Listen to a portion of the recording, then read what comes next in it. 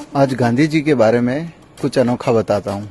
ये जो सामने बिल्डिंग दिख रही है, ये अहमदाबाद की मोस्ट लग्जरियस प्रॉपर्टी है और इसकी खास बात ये है कि गांधी जी साउथ अफ्रीका से आने के बाद सबसे पहले यहाँ रुके थे और उसके बाद भी अमूमन एज अ फैमिली गेस्ट यहाँ आकर रुका करते थे। और सिर्फ यहाँ नहीं, अहमदाबाद में ऐसी कुछ दूसरी भी भव्य हवेलियां हैं, गांधी वहाँ भी रुका करते थे। लेकिन एक मिनट, हमें तो पढ़ाया गया था कि गांधी तो अधनंगे फकीर थे, वो तो गरीबों के मसीहा थे और वो तो आश्रमों में ही रहते थे। तो फिर इन हवेलियों में रुकने की कहानी क्या है?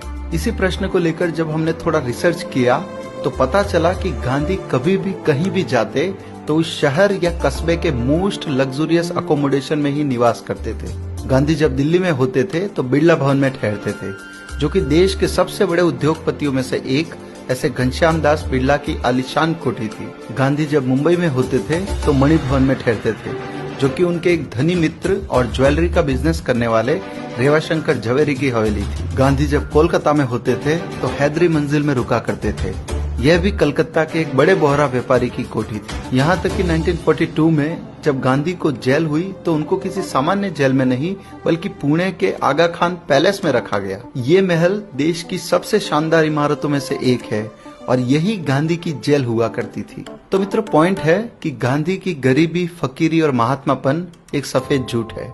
असल में ऐसा कुछ था ही नहीं, सब कुछ बनावटी और मनगढ़ंत था।